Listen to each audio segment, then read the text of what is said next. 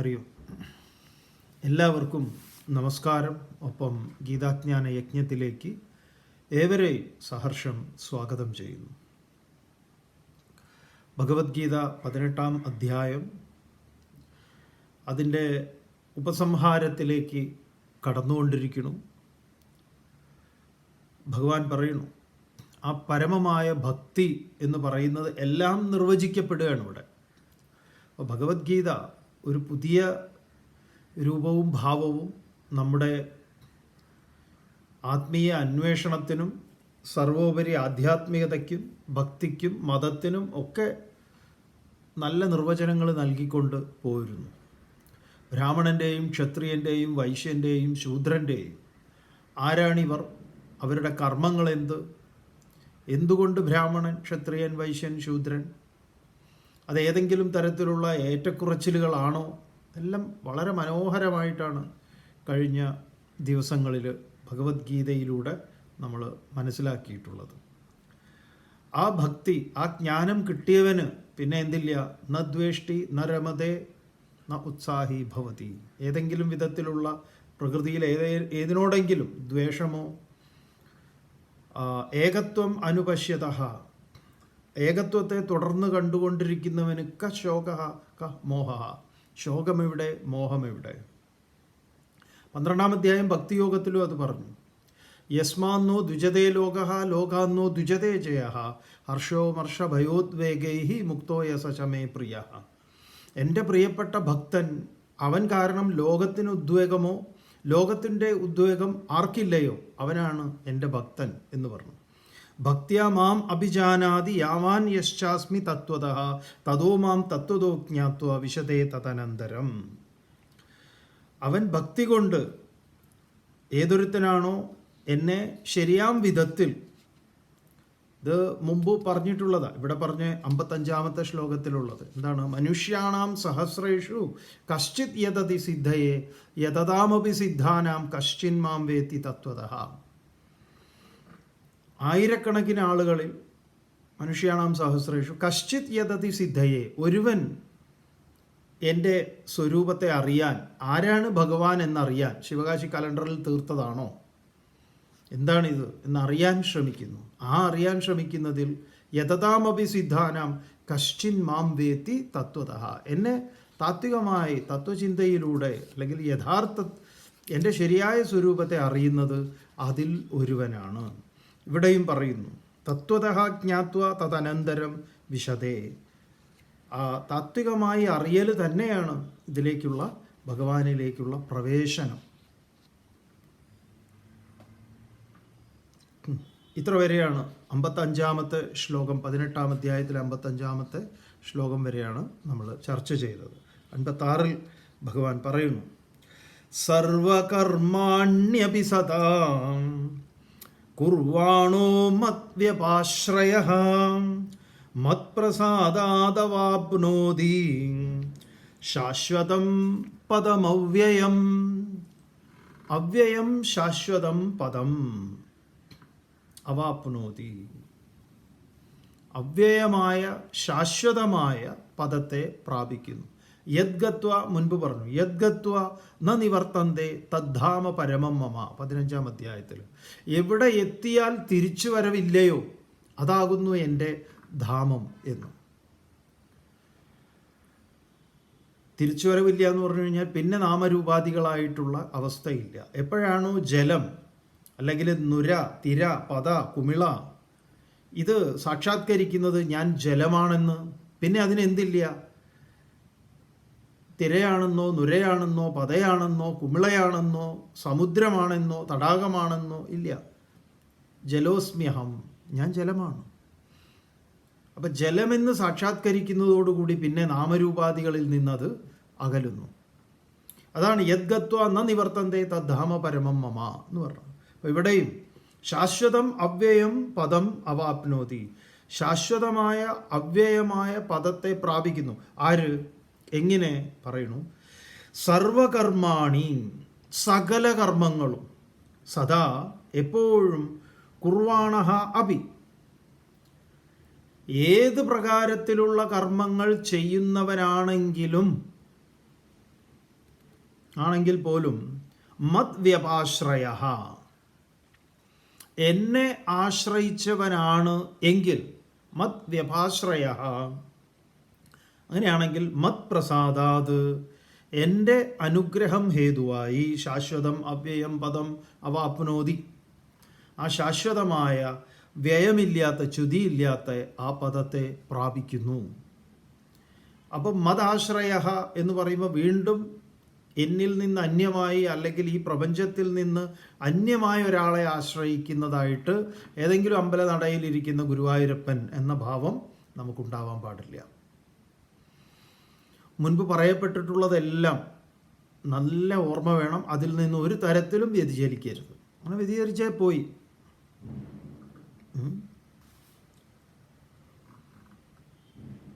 ഇഷ്ടംമാതിരി പറഞ്ഞിട്ടുണ്ട്. ആരാണ് ഞാൻ എന്ന്, ഭഗവാൻ എന്ന് പറയുന്നത് ആരെയാണ്. ഇവിടെ അതിമനോഹരമായിട്ടുള്ള ശ്ലോകങ്ങൾ വരാൻ പോകുന്നുണ്ട്. തുടർന്ന് 57-ാമത്തെ ശ്ലോകത്തിൽ പറയുന്നു, ചേതസാ സർവകർമാണി മയി സന്യസ്യ മത്പരഃ ബുദ്ധിയോഗമുപാശ്രിത്യ മച്ചിത്തഃ സതതം ഭവ. ചേതസ, ചേതസ് എന്ന് പറഞ്ഞാൽ മനസ്സ്, ചേതസ മനസ്സുകൊണ്ട്, സർവകർമാണി മയി സന്യസ്യ, എല്ലാ കർമ്മങ്ങളെയും എന്നിൽ സമർപ്പിച്ചിട്ട്. അപ്പം പിന്നെ ആരില്ല? കർത്താവില്ല, കർമ്മമേ ഉള്ളൂ. ഞാൻ ചെയ്യുന്നവൻ എന്നതില്ല. ആ കർമ്മത്തിൽ ഇതം ന മമ, ഇതെൻ്റേതല്ല എന്നതിനെ മാറ്റിയിട്ട് കർമ്മയോഗമാരഭതേ, മുൻപ് പറഞ്ഞതാണ്, മുൻപ് പറഞ്ഞ ആശയം തന്നെയാണ്. പക്ഷെ ഇവിടെ ഭഗവാൻ വീണ്ടും ഒന്നുകൂടെ പറയുന്നു. എന്താണ്? സർവകർമാണി മയി സന്യസ്യ, എല്ലാ കർമ്മങ്ങളെയും എന്നിൽ സമർപ്പിച്ചിട്ട്. ഇവിടെ ഈ എന്നിൽ എന്നുള്ളതാണ് നമ്മളെ സംബന്ധിച്ച് സംശയങ്ങൾ ഉണ്ടാക്കുക. എന്താണ് ഈ എന്നിൽ എന്ന് പറഞ്ഞാൽ? ഉണ്ണിക്കണ്ണൻ, അമ്പലപ്പുഴ ഗോപാലൻ എന്നൊക്കെ പറഞ്ഞുകൊണ്ട് തുടങ്ങുകയായി നമ്മളങ്ങോട്ട്. ഇല്ലന്നേ. കാര്യം കാരണം. ആഭരണത്തോട് പറയുകയാണ് നീ എന്നിൽ സമർപ്പിച്ചിട്ട് എന്ന് പറഞ്ഞാൽ ആഭരണത്തിന് എന്താ കേൾക്കേണ്ടത്? സ്വർണമാണ്, നീ വളയല്ല, മാലയല്ല, കമ്മലല്ല, മോതിരമല്ല, അരഞ്ഞാണമല്ല എന്നൊക്കെ നീ കരുതുന്നുവെങ്കിൽ നിനക്ക് എന്തുണ്ട്? മരണമുണ്ട്, ജനനമുണ്ട്, അതിൻ്റെ ഉരുക്കലിൽ നീ ഇല്ലാതെയാകും. സ്വർണമാണ് നീ എന്നറിയുമ്പോഴോ അതിൽ ആഭരണങ്ങളിൽ ഉണ്ടാകുന്ന വ്യതിയാനങ്ങൾ, വൃദ്ധിക്ഷയങ്ങൾ, അതൊന്നും അതിനെ ബാധിക്കുന്നതല്ല. ഇതുപോലെ എന്നിൽ സമർപ്പിക്കുക, ഇതിൻ്റെ ഗംഭീര ശ്ലോകം വരാൻ പോകുന്നുണ്ട്. അവിടെയാണ് ഇത് മൊത്തം കൺഫ്യൂഷനായി കിടക്കുന്നത്. പ്രസിദ്ധമായ ശ്ലോകം അതൊക്കെ വരാൻ പോവുകയാണ്. അപ്പം അതിന് മുന്നോടിയായിട്ട് ഭഗവാൻ ഒരു മുന്നൊരുക്കങ്ങൾ നടത്തുകയാണ്. അപ്പം എന്നിൽ സന്യസിച്ചിട്ട്, സമർപ്പിച്ചിട്ട്, മത്പര, എന്നെ പരമമായി കണ്ട്, ബുദ്ധിയോഗം ഉപാശ്രിത്യ, ബുദ്ധിയെ സമന്വയിപ്പിച്ചുകൊണ്ട്, പല വഴിയിലല്ല. അതാണ് ഗണപതിയുടെ രൂപത്തിൽ, ഗണപതിയുടെ രണ്ട് കാലിൽ ഒന്ന് മനസ്സും ഒന്ന് ബുദ്ധിയുമാണ്. ഒരു കാല് മറ്റൊരു കാലിൽ പിണച്ചു വെച്ചിരിക്കുന്നതിൻ്റെ താല്പര്യം തന്നെ അതാണ്. ഇത് രണ്ടും രണ്ടായി ഇരിക്കാതെ ബുദ്ധിയോഗമാണത്. ഗണപതിയുടെ ഭാര്യയുടെ പേര് തന്നെ സിദ്ധി ബുദ്ധി എന്നാണ്. രണ്ട് ഭാര്യമാർ എന്ന് പറഞ്ഞാൽ ഇതാണ്. നമ്മളെയും ഭാര്യമാരായിരിക്കുന്നത് അതാണ്. ഇതിപ്പോൾ സുരുചി, സുനീതി, രണ്ട് ഉത്താനപാദൻ്റെ ഭാര്യമാർ പഠിച്ചതാണ് നമ്മൾ. സുരുചി, രുചിയുള്ളവൾ. എന്നാൽ സുനീതി, ആ സുനീതിയോട് ഉത്താനപാദന് താല്പര്യമുണ്ടോ എന്ന് ചോദിച്ചാൽ ഇല്ല. അവളുടെ മകളായിട്ടുള്ള ധ്രുവനോട് താല്പര്യമുണ്ടോ എന്ന് ചോദിച്ചാൽ ഇല്ല. അപ്പം മടിയിലിരുത്തി താലോലിക്കേണ്ടത് ആരെയാണോ അതിനെ താലോലിക്കാതെ മറ്റൊന്നിനെ താലോലിച്ചു. അതൊരവസരം ചോദിച്ചപ്പോഴോ അതിനെടുത്ത് മാറ്റി നിർത്തി. ഇതൊക്കെയാണ് നമ്മുടെ ജീവിതം. ധ്രുവൻ്റെ കഥ പറയുമ്പോൾ മനോഹരമായിട്ട് ആ തത്വത്തെ അവതരിപ്പിക്കുന്ന സന്ദർഭമാണത്. അപ്പോൾ മത്പര ബുദ്ധിയോഗം ഉപാശ്രിത്യ, അങ്ങനെയുള്ള ബുദ്ധിയോഗത്തെ ഉപാശ്രയിച്ചിട്ട്, ഇപ്പോൾ മനസ്സുകൊണ്ട് എല്ലാ കർമ്മങ്ങളെയും എന്നിൽ സമർപ്പിച്ച്, ബുദ്ധിയെയും എന്നിൽ സമർപ്പിച്ച്, ഉപാശ്രിത്യ സതതം മച്ചിത്ത, എപ്പോഴും മനസ്സ് എന്നിൽ ഉറപ്പിച്ച്, ഭവ ആയി തീർന്നാലും. ചിത്തസ്യ അഗ്രേ ഏകവസ്തു വിഷയകത്വം. അപ്പോൾ സ്വരൂപത്തെ ധ്യാനിക്കാൻ പറയുകയാണ്. ആ സ്വരൂപധ്യാനത്തിനായിട്ട് ബാഹ്യമായ ബാഹ്യ വിഷയങ്ങളെയെല്ലാം ഒഴിഞ്ഞൊഴിഞ്ഞൊഴിഞ്ഞൊഴിഞ്ഞ് ഇതിനൊക്കെ പരമകാരണമായിരിക്കുന്ന അതിൻ്റെ അഡ്രസ്സ് ഭഗവാൻ പറയും. എവിടെയാണ് ഈ സമർപ്പിക്കേണ്ടത്? ഏതെങ്കിലും അമ്പലനടയിലാണോ ഒക്കെ പറയും. തെറ്റിദ്ധാരണ വരാതിരിക്കാൻ വേണ്ടി എല്ലാം ഭഗവാൻ വിസ്തരിച്ച് പറയുകയാണ്. അടുത്ത ശ്ലോകം 58. മച്ചിത്ത സർവദുർഗാണി മത്പ്രസാദാത്തരിഷ്യസി അതചേത്വമഹങ്കാരഃ അഹങ്കാരാൻ നശ്രോഷ്യസി വിനങ്ഷ്യസി. മച്ചിത്ത സർവദുർഗാണി മത്പ്രസാദാത്തരിഷ്യസി അതചേത് ത്വാം അഹങ്കാരാത് ന ശ്രോഷ്യസി വിനങ്ഷ്യസി ന വിനങ്ഷ്യസി. ത്വം മച്ചിത്തഃ, നീ എന്നിൽ ചിത്തത്തെ ഉറപ്പിച്ചിരിക്കുന്നു എങ്കിൽ, മത്പ്രസാദാത്, എൻ്റെ അനുഗ്രഹം കൊണ്ട് തന്നെ. വീണ്ടും വീണ്ടും നമ്മൾ പറയുന്നു, ഈ അനുഗ്രഹം എന്നൊക്കെ പറഞ്ഞാൽ നമ്മൾ തലയെ കൈവച്ച് അനുഗ്രഹിക്കുക, ഇതൊക്കെയാണ് നമ്മുടെ മുന്നിലേക്ക് വരിക. ജ്ഞാനം തന്നെ അനുഗ്രഹം, അതാണ് അനുഗ്രഹം, അറിവ്. ആ അനുഗ്രഹം കൊണ്ട് മത്പ്രസാദാത് സർവദുർഗാണി, എല്ലാ ദുർഘടങ്ങളും എല്ലാ ദുരിതങ്ങളും ദുഃഖങ്ങളും തരിഷ്യസി, നീ തരണം ചെയ്യും. ആ ദുഃഖത്തെ മുഴുവൻ തരണം ചെയ്യാൻ പര്യാപ്തമായിട്ടുള്ളതാണ് ഈ ജ്ഞാനം. ദുഃഖങ്ങൾ ത്രിവിധങ്ങളാണ്: ആദിദൈവികം, ആദിഭൗതികം, ആധ്യാത്മികം. ഈ മൂന്നിനെയും നീ എന്തു ചെയ്യും? തരണം ചെയ്യും. എങ്ങനെയാണെങ്കിൽ, എന്നിൽ സമർപ്പിതനായാൽ. അപ്പം എന്നിൽ സമർപ്പിതനായാൽ എന്ന് പറഞ്ഞാൽ വീണ്ടും വീണ്ടും ഇതിങ്ങനെ പറയുമ്പം വീണ്ടും വീണ്ടും നമുക്ക് സംശയം ഉണ്ടാകാമോ? അതാണ് നമ്മൾ വീണ്ടും വീണ്ടും നിങ്ങളോട് പറയുന്നത്. ഏതെങ്കിലും ക്ഷേത്ര നടയിലോ പൂജാമുറിയുടെ മുന്നിലോ ഗുരുവായൂരപ്പൻ്റെ ഫോട്ടോയിലോ രൂപത്തിലോ ഒന്നുമല്ല, അതൊക്കെ തടസ്സങ്ങളാണ്. ഓർക്കുക, ഗീതയിലൂടെ പോകുമ്പോൾ അങ്ങനെയൊന്നും നമ്മളോട് പറഞ്ഞിട്ടില്ല. അഡ്രസ്സ് ഇതിൽ തന്നെ പറയുന്നുണ്ട്. ശ്ലോകങ്ങൾ 2-3 കഴിഞ്ഞാൽ വരും. എവിടെ ഇരിക്കണോ ഞാൻ എന്ന് പറയുന്നുണ്ട്, തൊട്ട് കാണിക്കുന്നുണ്ട്. നമ്മളിൽ നിന്ന് അന്യമായിട്ടാണോ ഇതിനെ തിരയേണ്ടതെന്ന് ചോദിച്ചാൽ അല്ലേ അല്ല. നിങ്ങളിൽ നിന്ന് അന്യമായാണ് നിങ്ങൾ ഗുരുവായൂരപ്പനെ തിരയുന്നതെങ്കിൽ, കൃഷ്ണനെ തിരയുന്നതെങ്കിൽ, അല്ലെങ്കിൽ ഈ സ്വരൂപത്തെ, ബോധത്തെ തിരയുന്നതെങ്കിൽ പെട്ടു. അതുകൊണ്ട് മത്പ്രസാദാത്, ഈ ജ്ഞാനം ഹേതുവായി, സർവദുർഗാണി തരിഷ്യസി, എല്ലാ ദുരിതങ്ങളെയും തരണം ചെയ്യും. അതാ അനന്തരം, ഇനി അതല്ല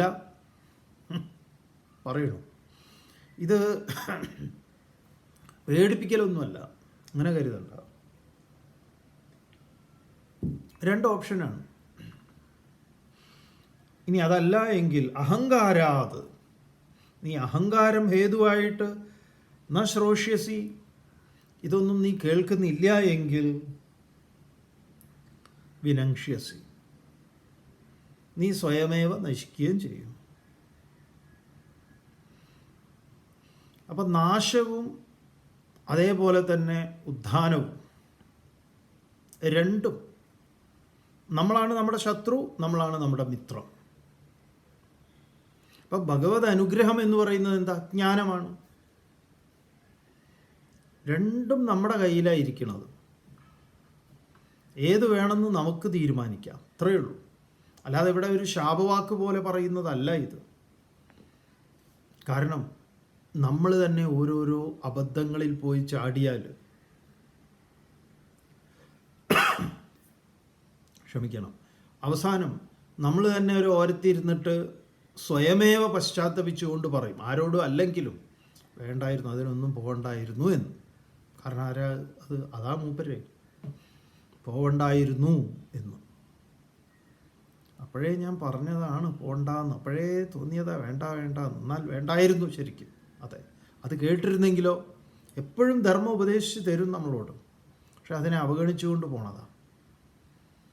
അതുകൊണ്ട് നമുക്ക് എന്തുണ്ടാവും? അധോഗതി ഉണ്ടാവും. അപ്പം അതിന് പകരമാണ് നമ്മൾ ഈ ജ്യോത്സ്യനെ കാണാൻ പോകുന്നതും തീയതി നോക്കുന്നതും മുഹൂർത്തം നോക്കുന്നതും ഒക്കെ. എല്ലാം എസ്കേപ്പിസാണ്. നമ്മളെ വിസ്മരിച്ചുകൊണ്ട് ബാക്കിയുള്ള ഘടകങ്ങളെ.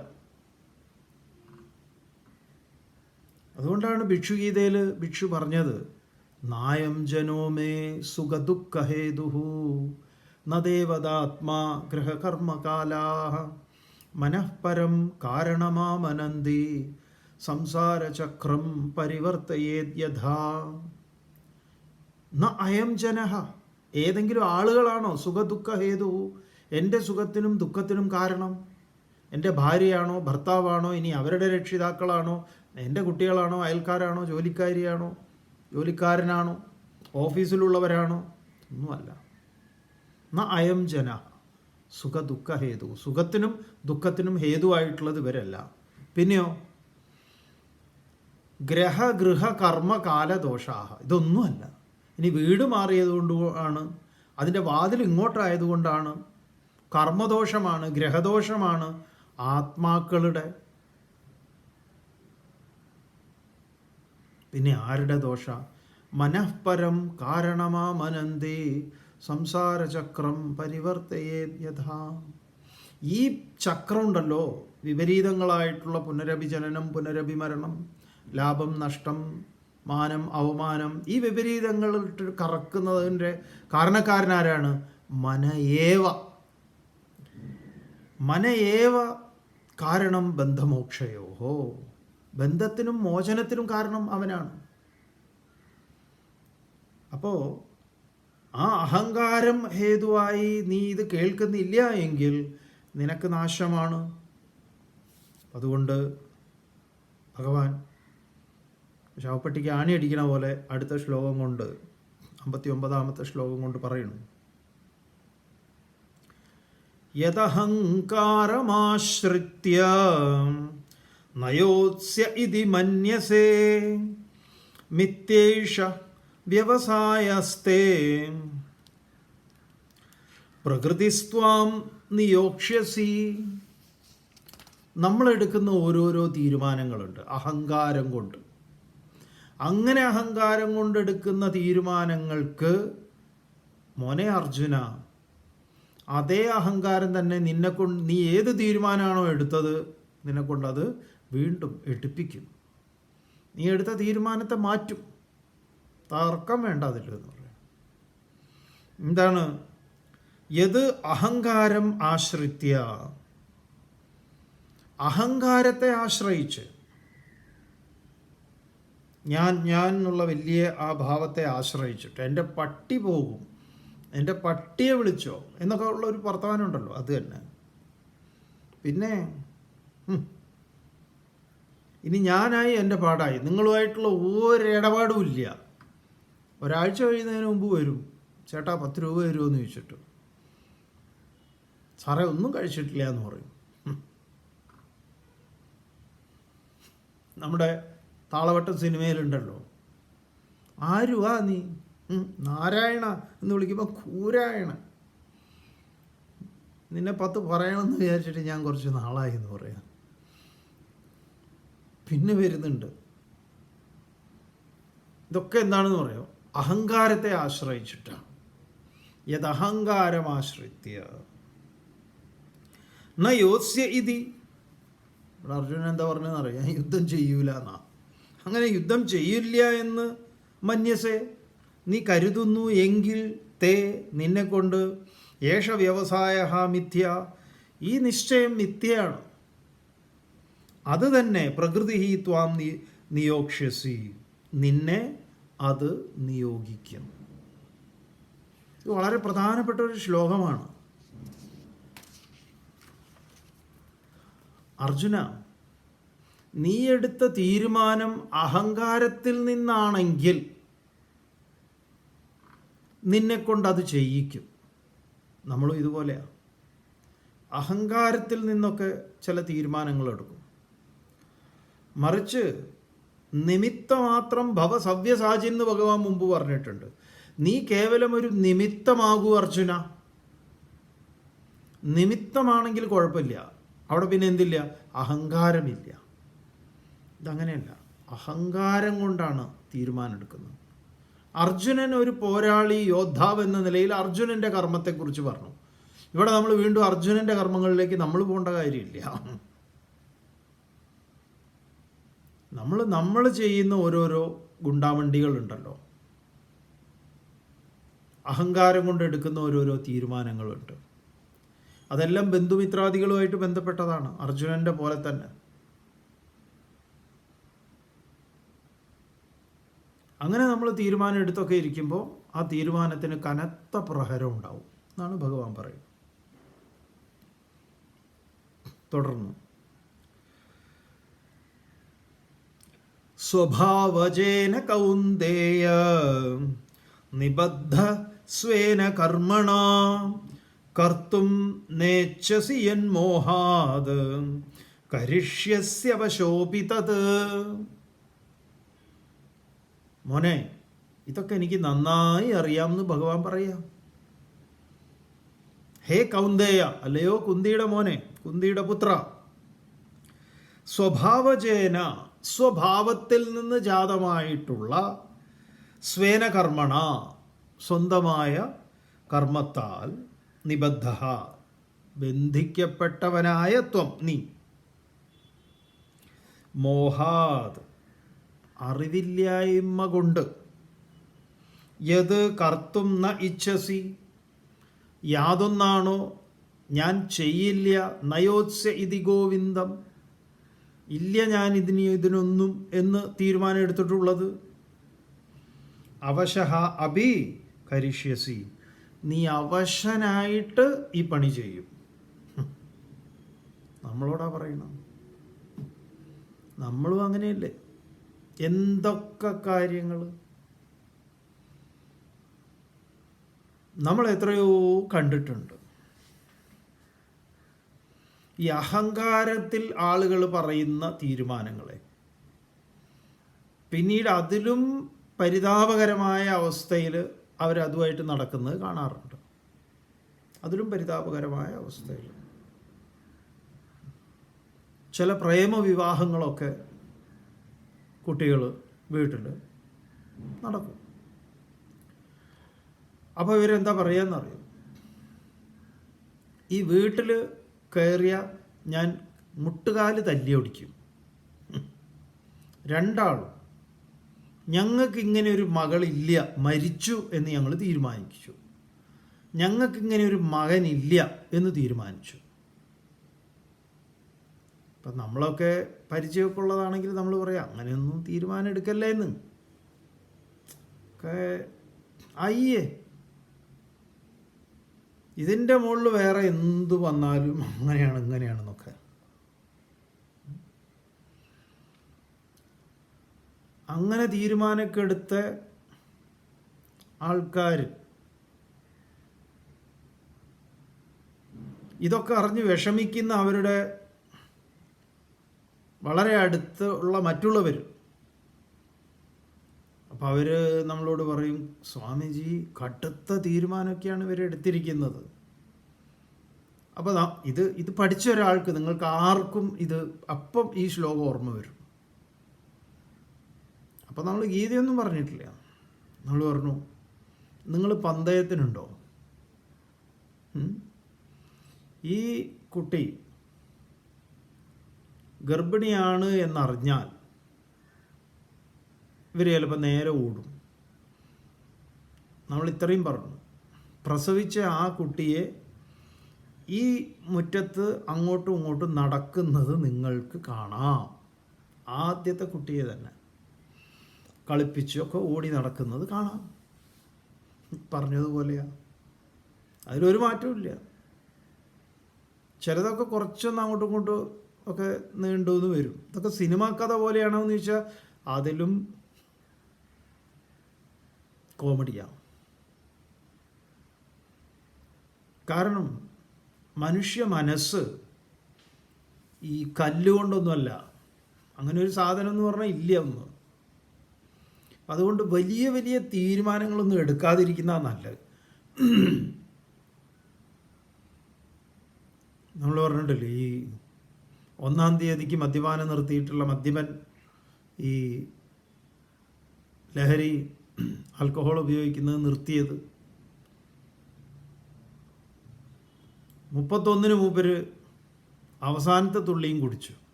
1-ാം തീയതി ഇതേപോലെ പതിവ് പോലെ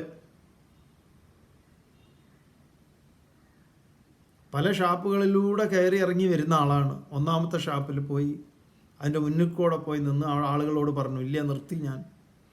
2-ാമത്തതിലും ഇത് തന്നെ. അവിടെ ഉള്ളവർ വിളിച്ചു നിർബന്ധിച്ചു, വരൂ എന്തെങ്കിലും കഴിച്ചു പോവാന്ന് പറഞ്ഞാൽ, കഴിക്കുന്നത് കുഴപ്പമില്ല എന്ന് പറഞ്ഞാൽ അവിടെ ഇരുന്ന് ഒരു കപ്പയും ചമ്മന്തിയും എല്ലാം കൂടി ആയിട്ട് എന്തൊക്കെയോ കഴിച്ചു. അവിടുന്ന് വെള്ളം, വെറും വെള്ളം, പച്ചവെള്ളം കുടിച്ചു. അടുത്തതിൽ പോയപ്പോഴോ ഇതേപോലെ, ഇല്ല ഞാൻ കഴിച്ചു, ഫുള്ളായിരിക്കുക. ഇരിക്കുന്നേ, സംസാരിച്ചിട്ട് പോവാന്ന് പറഞ്ഞു. സംസാരിക്കുന്നതിന് ഇപ്പം എന്താ, സംസാരിക്കുന്നതിന് കുഴപ്പമില്ല പറഞ്ഞു. അങ്ങനെ അവിടുന്ന് ഒരു തണുത്ത സോഡ കുടിച്ചു. 4 എണ്ണം കഴിഞ്ഞു. 5-ാമത്തത് എത്തിയപ്പോഴോ മൂപ്പർക്ക് തന്നെ ഒരു ആത്മവിശ്വാസം വന്നു. സാധാരണ ഇത്രയും ഷാപ്പിൽ നിന്ന് അടിക്കുന്ന ആളാണ്. ഇതൊന്ന് ആഘോഷിച്ചിട്ട് തന്നെ കാര്യം എന്ന് പറഞ്ഞ് ഈ 5-ന് ഈ 4-നെയും കൂടെ ചേർത്ത് കഴിച്ചു. ചിലപ്പോൾ നമ്മൾ ഉപവാസമൊക്കെ എടുക്കുമ്പോൾ അങ്ങനെയാണ്. അവസാനം വന്ന് വിശന്ന് പൊരിഞ്ഞിരിക്കുകയാണെങ്കിൽ ഈ 3 നേരത്തെയും കൂടെ ഒറ്റയടിക്ക് വീശും. അതുകൊണ്ട് ഭഗവാൻ പറയണ ഈ അഹങ്കാരം കൊണ്ട് ഒരു തീരുമാനം എടുക്കരുത്. അങ്ങനെ തീരുമാനം എടുക്കണമെങ്കിൽ തന്നെ അതിനൊക്കെ വഴിയുണ്ട്, വളരെ മനോഹരമായിട്ടുള്ള വഴിയുണ്ട്. അഹങ്കാരത്തിൽ നിന്നല്ല എടുക്കേണ്ടത്. അങ്ങനെ അഹങ്കാരം കൊണ്ട് നീ എടുത്താൽ അവശനായിട്ട്, വേറെ ഓപ്ഷൻ ഒന്നുമില്ല. അത് അവശഹാഭി കരിഷ്യസി, നീ അവശനായി നീ അത് ചെയ്യും. നിന്നെക്കൊണ്ട് ചെയ്യിക്കും പ്രകൃതി. അതുകൊണ്ട് അർജുന, വളരെ പ്രസിദ്ധമായ ശ്ലോകമാണ് ഈ 61-ാമത്തെ ശ്ലോകം. ഈശ്വര സർവഭൂതാനാം ഹൃദ്ദേശേ അർജുന തിഷ്ഠതി ഭ്രാമയൻ സർവഭൂതാനി യന്ത്രാരൂഢാനി മായയാ. എന്ത് മനോഹരമായ ശ്ലോകമാണെന്നറിയോ. ഈശ്വര സർവഭൂതാനാം ഹൃദ്ദേശേ അർജുന തിഷ്ഠതി ഭ്രാമയൻ സർവഭൂതാനി യന്ത്രാരൂഢാനി മായയാ. തങ്കലിപികളിൽ നമ്മുടെ ഉള്ളിൽ കൊത്തിവെക്കേണ്ടുന്ന ശ്ലോകം. ഹേ അർജുന, യന്ത്രാരൂഢാനി, യന്ത്രപാവകളെ പോലെ, ചലിക്കുന്ന പാവകൾ. അതിൻ്റെ പിറകിൽ ഒരാളുണ്ട്, ഊർജ്ജമുണ്ട്, യന്ത്രമാണ് അതിനെ പ്രവർത്തിപ്പിക്കുന്നത്.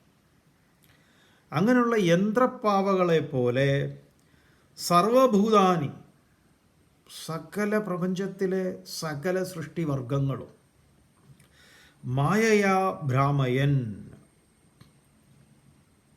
മായ കൊണ്ട് എന്താണ്, ഭ്രാമയൻ ഭ്രമിപ്പിക്കുന്നതായിട്ടുള്ള ഈ കർമ്മത്തിൽ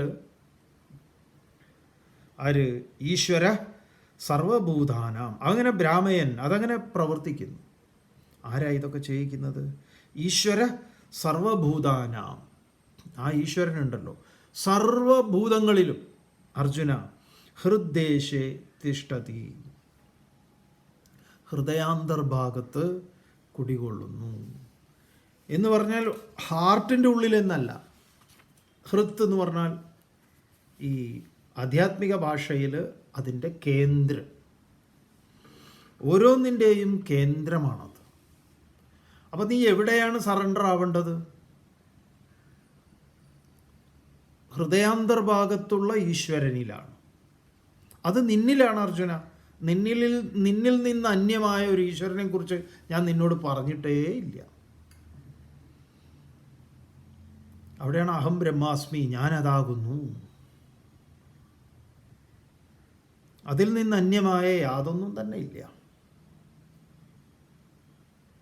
അതുകൊണ്ട് നീ എന്തു വേണം? തമേവ ശരണം ഗച്ഛ സർവഭാവേന ഭാരത തത്പ്രസാദാത് പരാം ശാന്തിം സ്ഥാനം പ്രാപ്സ്യസി ശാശ്വതം. ഒരിക്കൽ കൂടി ഭഗവാൻ തെറ്റിദ്ധാരണയ്ക്കിട നൽകാത്ത വിധം എവിടെയാണ് നീ സറണ്ടർ ചെയ്യേണ്ടത് എന്ന് പറഞ്ഞിരിക്കുക. വല്ലവൻ്റെയും കാൽ കീഴിലല്ല. നീ നിന്റെ ശിരസ് കുനിയേണ്ടത് എവിടെ? അതാണ് അഷ്ടാവക്ര ഗീതയിൽ അഷ്ടാവക്രനോട് ജനകൻ പറയുന്നത്.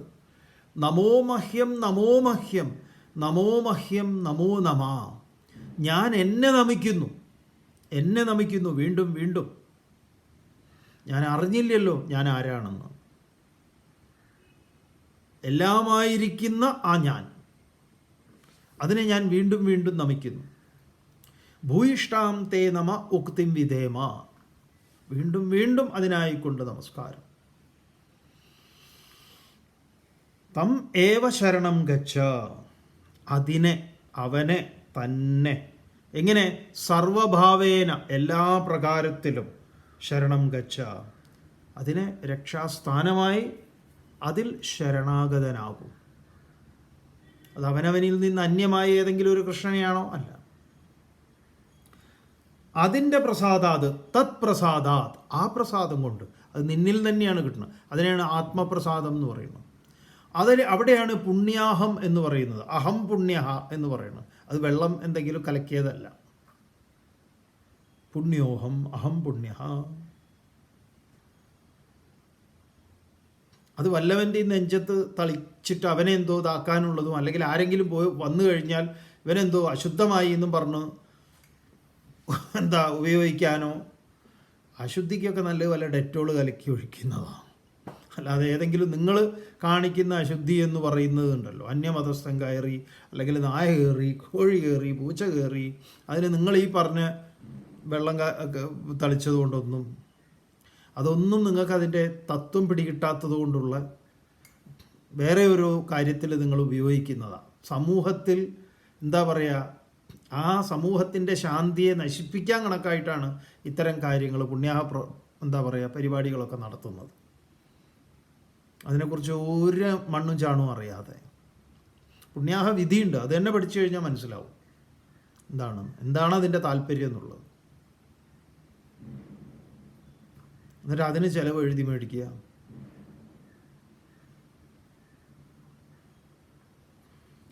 തത്പ്രസാദാത്, അതിൻ്റെ പ്രസാദം കൊണ്ട് പരാം ശാന്തിം ശാശ്വതം സ്ഥാനം പ്രാപ്സ്യസി.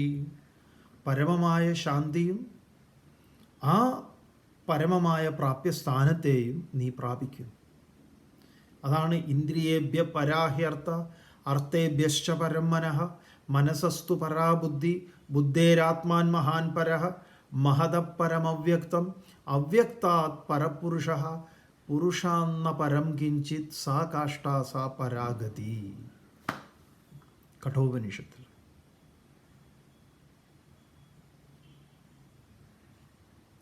ഓം പൂർണ്ണമദഃ പൂർണ്ണമിദം പൂർണ്ണാത് പൂർണ്ണമുദച്യത്തെ പൂർണ്ണസ്യ പൂർണ്ണമാദായ പൂർണ്ണമേവാവശിഷ്യത്തെ. ഓം ശാന്തി ശാന്തി ശാന്തി. ഹരി ഓം. ശ്രീ ഗുരുഭ്യോ നമഃ. ഹരി ഓം.